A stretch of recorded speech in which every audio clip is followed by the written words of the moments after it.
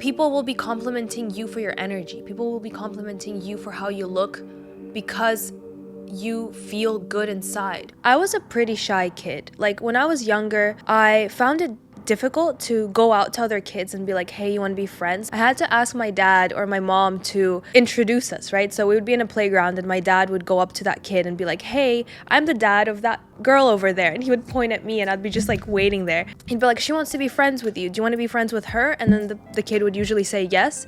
And that's how I would make friends.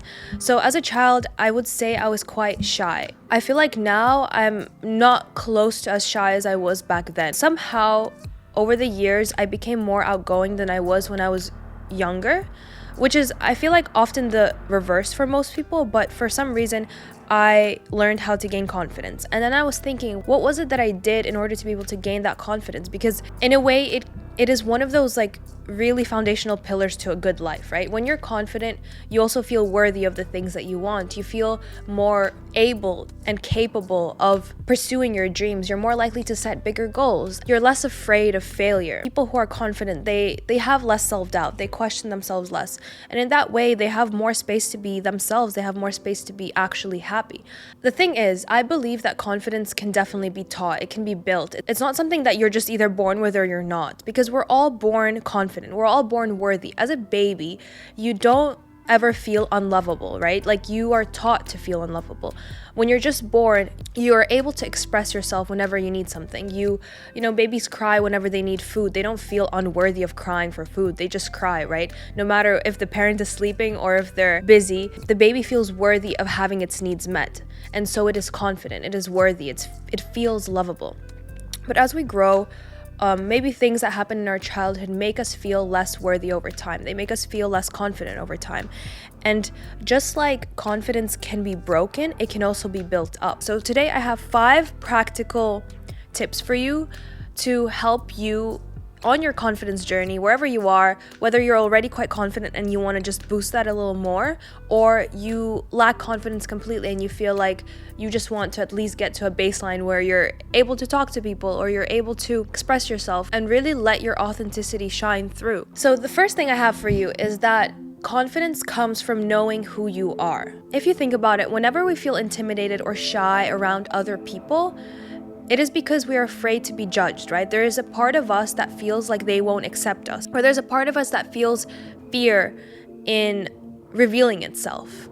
And that is only because that is a part of us that we don't accept ourselves. So whenever we fear that someone else won't accept something about us or someone else will judge us for something, it's just because we ourselves don't fully accept that, or we ourselves judge that within us. We need to be able to accept ourselves fully in order to feel confident around other people.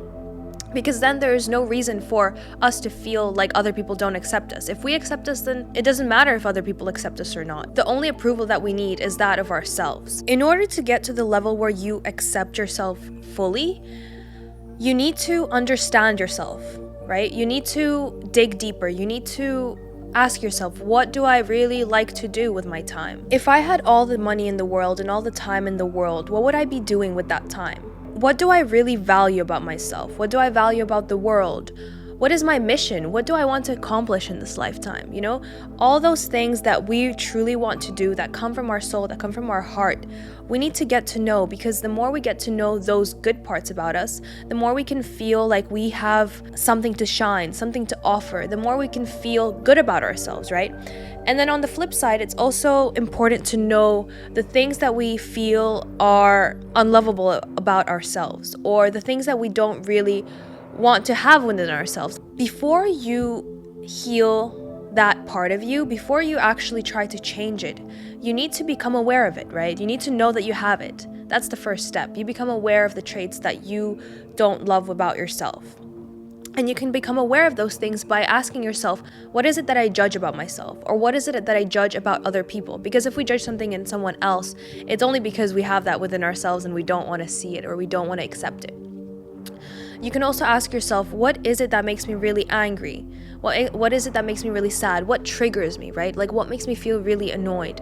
That is the beginning to becoming aware of the things that you don't really want to see, the things in our subconscious mind that are so deep that we just don't want to see it, because if we saw it within ourselves, we might feel unlovable, we might feel unworthy. Once you become aware of the things, for example, okay, now I know that I'm a jealous person, I have this jealousy within me, what do you do then? You can accept it, right? That's the only path forward. The more you deny it, or the more you try to push it away, or try to avoid looking at it, the more it gets pushed deeper into your shadow again, right? The more you don't want to see it anymore. But the only path forward is actually accepting it, seeing it for what it is. No matter how uncomfortable or painful it might be to see that within yourself, just accept it. Like, if you can't accept a certain trait about yourself, how can you expect others to accept that about you? You need to reach a point where that trait within you is okay. It's not to say that you have to love that trait, or you have to just accept that it's going to be there forever, or not want to change it. It's okay to want to change, but the important thing is to be able to just accept that it's there. Everyone has traits about themselves that they might not like, or other people might judge. There's no such thing as just good. There's always good and bad. There's always black and white. Once we accept that, then it no longer is a scary thing if other people witness that within us. The more you know yourself and who you are and what you want to bring out into the world and what it is that is important to you, the more that you can share that with authenticity with other people, and the more that they'll be able to read your energy as authentic. Because let's say, for example, when someone is uncomfortable or afraid in a situation, we can feel that, right? Like, we can subconsciously feel that, and sometimes we consciously know, like, this person is not saying the truth, or this person is insecure, or this person is really awkward. Whenever we get awkward or insecure, it's just because there's parts of us that we don't accept about ourselves, and we are afraid that they'll be seen by other people. So the more we get to know ourselves and get to accept ourselves, the more confident we can become. So the next thing is shifting your focus from do they like me to do I like them. More often than not, when we're in a social situation, and especially when there's someone that we like, or there's someone we feel intimidated by, we start to question whether we're enough here. We're good enough, we're funny enough, we're smart enough. Do they like us? Do they think we're cool? Do they want to hang out with us again? We get into this pattern of thinking about how that person perceives us, instead of putting ourselves in the main character position and asking ourselves if we even like them. Do we like them just because we think they're cool and they represent something that's cool to us? Or do we actually like them because of their character, or their humor, or their kindness, or their strength, or compassion? We need to question whether we actually like hanging out with certain people and whether they fill up our energy. Like, after you hang out with them, do you feel drained or do you feel fulfilled? Because if you feel drained, then you just know that that person is just not right for you, you know, no matter whether it's a friendship or a relationship. But when you feel fulfilled after hanging out with your friends or hanging out with loved ones, and you get that sense of, oh, I feel so full, I feel so loved, then you know that they're right for you. So think about right now, someone you might feel intimidated by, or someone you really want to accept you or like you. Ask yourself, why do you even like them? Like, why do you think you like them? Maybe you do like them, right? Maybe you love them. Maybe it's one of your family members that you really look up to, or maybe it's one of your friends that you think is super cool and super successful and you wish you were more like them. That's great. If you do truly like them, figure out what it is that you like about them and realize that those qualities that you like about them, or that inspire you, or that you look up to, are qualities that you have within yourself. Just like any negative trait that we judge in another person is a reflection of what we have in ourselves that we judge about ourselves, the same goes for positive aspects. Like, if we see someone who's super successful and we are like, wow, they're so successful, I wish I could be more like them, they're amazing.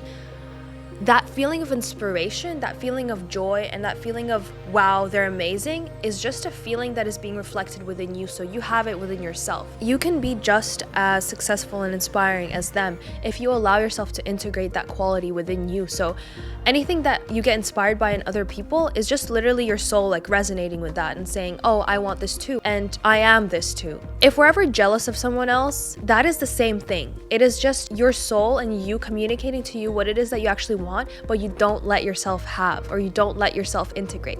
So let's say you find someone super beautiful and super attractive, but it makes you feel jealous, it makes you feel envious. It is just an aspect of you that wants to be integrated. It's an aspect of you that wants to have space to shine, but you don't allow it to.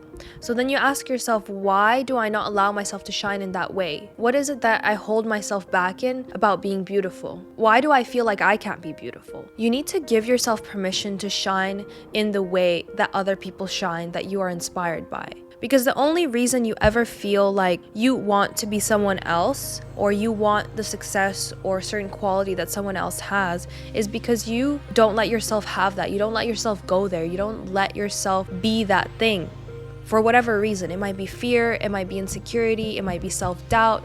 But there is a reason why you're holding yourself back to not be as amazing or as beautiful or as successful as them. Figure out that reason. Figure out what it is that makes you stay small and hold you back from being fully yourself, and realize that everything that you see around you is just a mirror, you know? Reality is a blank slate onto which you project your beliefs, and you can use that to your advantage. If you pay attention to the ways you're inspired by others, you can realize that those are the things that you already have within you. And if you ever feel envious of someone about something, it's the things that also are within you, but you don't let yourself have. And then if there's something that's triggering you, that's making you feel angry or sad or unworthy or small, it's the things that you don't accept about yourself. That's it, you know, that's it. All those emotions are guiding you. They're always showing you the way. And if you use them, there's so much you can learn about yourself and actually finally heal within yourself, so then you can move forward. Tip number 3 is to believe in yourself by believing in your passions and the topics that truly interest you. We all have things that we get really excited about, right? Like, we have interests. And whenever we're excited about something, we tend to become good at it, right? Like, for example, if you really enjoy playing football, you're more likely to put time into it, and you're more likely to be better at it. And the more you put time into it, the better you get at it, right? Like, it's a positive feedback loop. So whatever it is that you truly enjoy, focus on doing that more. Focus on spending your time doing the things that you actually enjoy and are interested in, so then you can become good at them, so you can grow your strength portfolios. For example, I'm really passionate about self-development and psychology and manifestation and putting all those things together into one. And I really enjoy talking about it, right? Like, I wouldn't have started this YouTube channel if I didn't enjoy just sitting and talking about it.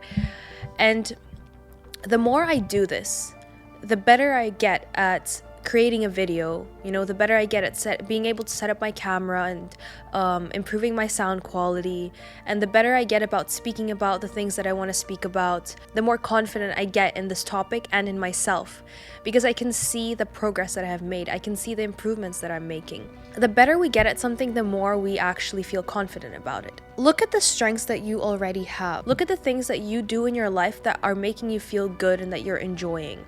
Even if it might feel irrelevant or seem irrelevant. For example, if you're, I don't know, in law school or something, but you're really interested in fashion, and you think that because you're in law school, why would you waste your time on things that are not that important for you? Even though your interest in fashion might not seem very relevant to you, because it doesn't help you in some way, it makes you feel good. And that is actually a really big thing. The better you feel in yourself and the better you feel about the things in your life, the more that translates into other things that you're doing, including your mindset and including your confidence.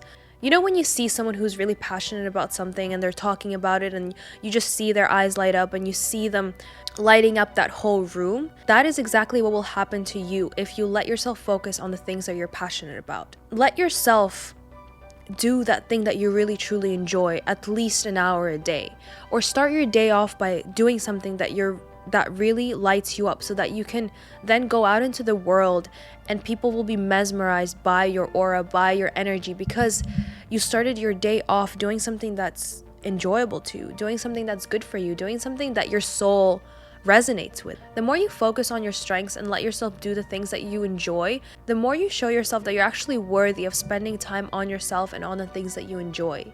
You know, the more you show yourself that you're actually valuable, that you get to do the things that you love to do because you love to do them, that will build your confidence and the trust that you have for yourself to be able to show up for yourself. And the more you show up for yourself, the more you'll believe in yourself. And in turn, the more confident you'll become. This brings me to the fourth point, which is that confidence is so much more than our physical appearance, But our physical appearance can actually help us be more confident. And it's not because you look good or you look a certain way or you do a certain thing. It's only because your physical appearance and putting effort into your physical appearance can influence the way you feel within. I think that self-care and taking care of your physical body is important, mostly because you show yourself that you are worth taking care of. You show yourself that you deserve to be treated well, you deserve to be pampered, you deserve to spend time on making yourself look good because you're worthy of feeling good. I'm sure you can relate to that feeling that you get when you actually put effort into your outfit, or you put effort into, doing your skincare and your makeup in the morning, and you walk out of the door and you're like, wow, I look amazing, and you feel good because you feel like you look amazing. Beauty is a very subjective thing, right? Not everyone is going to agree on what beauty means to them, but you have this unique perspective on what beauty actually means. And if you can tap into that thing that you believe is beautiful about yourself, about the world, you're able to let that shine through, and you're able to give yourself the creative freedom almost to just be beautiful in your own way. So again, I'm emphasizing that it's about that inner feeling of what you do on the outside. It's never about the actual, physical thing that you put on. So whenever you do your skincare or you pick an outfit, begin to question and really truly feel deeply within you, in your heart, whether this is making you feel good because you are actually liking it or because you're doing it for someone else. And the more you do things for yourself just because, the more you become confident in yourself because you're giving yourself that attention. If we're seeking attention from someone, or if we're seeking external validation and we really want someone to approve of us or to tell us that, we're good enough or we look good or something like that, or we want them to give us a compliment, it's only because we feel like we're lacking it, right? We wouldn't seek something where we already have. Give yourself that compliment, give yourself that support, give yourself that attention. Put the attention back on yourself. Take back the energy that you're giving away to other people, seeking their approval or thinking whether they will like you or not, and put all that energy back onto you. And realize that the more you focus on your own self, the more confident you'll become, because you no longer need any external validation from other people. You no longer need someone to give you that attention, and you no longer need someone to tell you how to live your life in the best way for you, because you already know what the best way to live your life is for you. It's not to say that other people complimenting you doesn't feel good, right? Like, we all love that. We love the social approval. We love receiving compliments. We love being told by other people the ways that we are good. But if we're seeking it, and if we're really trying to get that, and if that's what we're focused on and are desperate for, we're not gonna get it. We're not going to receive something that we're desperate for because we're not in the vibration of receiving. But you'll notice that the more you focus on yourself and the more you become confident with yourself and you give yourself that attention and those compliments, the more you'll actually, ironically, be able to get it from other people, because people will be complimenting you for your energy. People will be complimenting you for how you look because you feel good inside. The last tip that I want to give you is reframing the negative to the positive. And this is more about the actual process of doing the work. It's a psychological exercise that you can do basically anywhere, and all you really need is awareness and willingness, but it does take time in the beginning. So be patient with yourself, but keep at it, because this is really what's going to shift you into the new narrative, into the new story, that you're confident and that you're worthy and that you're lovable. Like I said, the only thing you need is awareness and willingness. The first thing with awareness is starting to become aware of all the negative things that you tell yourself about yourself. In the beginning, I mentioned that we need to be able to accept ourselves fully to be able to be confident, right? Like, once we accept ourselves fully, then we no longer have the need to have others accept us. And we're no longer afraid of other people not accepting us because we accept us. So in that process of figuring out the parts of us that we don't want to accept, we can also start to notice the negative things that we tell ourselves about ourselves, or the things that we believe about ourselves that are not really serving us in a positive way. This can be done with journaling, with introspections. Again, asking questions like, what do I judge about myself? What do I judge about other people? Where do I feel like I'm lacking? Once you become aware of those limiting beliefs, make sure to write them down. Make sure to keep a record of them so that later on you can rewrite them into the positive version. So let's say, for example, you realize that you're not confident because you don't feel good enough, right? The core block of everything for you is that you don't feel good enough. Maybe as a child, you were always told that you have to be better. You know, like you got decent grades, but your parents would always tell you you have to do better. Why is it not an A plus? Why are you not doing more? Why aren't you studying more? This is just an example, but like these experiences that you had as a child might have made you feel like you're not good enough right now. So you identify the limiting beliefs, I'm not good enough, and then you reframe it into the positive, I am good enough, right? And the work here is to become aware enough whenever that belief is playing in your life. For example, let's say someone at your office is telling you, oh, this is not that good, and it triggers that deep core wound that you're not enough. Your work is to, as soon as you can, whether it's in that moment or hours later, to notice that you had that core wound being triggered and to accept that wound and be like, yes, I felt that, I have that within me, and then reframe it to the positive and be like, I'm safe now to choose a different belief, and I thought that belief until now, but now I want to choose something differently, because it's in your hands, it's in your power, it's in your control to be able to choose a different belief. You can really do that. You tell yourself, I am good enough. This is the belief that I choose now. Every time you stumble upon yourself or you notice yourself feeling a negative belief or being triggered to a negative belief, tell yourself, this is my pattern or my story up to now, but no further. Now I choose the belief that I am good enough, or I deserve love, or I deserve to be successful, whatever it is. Reframe as often as you can, and as often as you catch yourself thinking a negative belief into the positive belief. Like I said before, be patient with yourself. This takes time. In the beginning, you'll probably only realize that you were thinking a negative thought pattern like hours or maybe even days after. The more consistently you're able to remind yourself, the quicker you're gonna be able to integrate that positive belief into your life and see the actual results in your reality. Because this stuff truly works. I promise you, if you just stick to this one time and really truly go all the way with this process and be consistent and reframe your negative thoughts into the positive beliefs, you will see the results in your own reality, and you will really truly build your trust muscle that you are the main character in your life and you can really just choose the beliefs that you want. The beliefs that you have created now were all created by your mind to keep you safe and to make the environment as predictable as possible.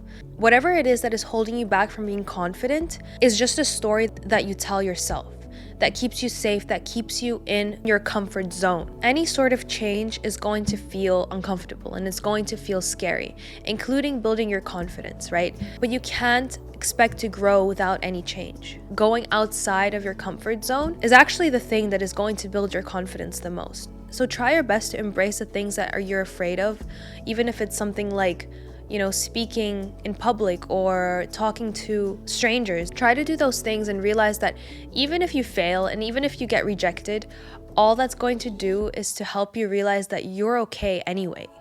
You're safe enough to be able to change your mindset, to be able to shift your beliefs and choose different beliefs. You're safe now to tell yourself a different story about who you are. And you have all the power in the world to do that. So thank you for watching this video, and I hope it helps you in wherever you are right now. Make sure to subscribe to my channel if you like this kind of content and if you like my vibe, and give it a like and comment down below if you have any practical tips for other people.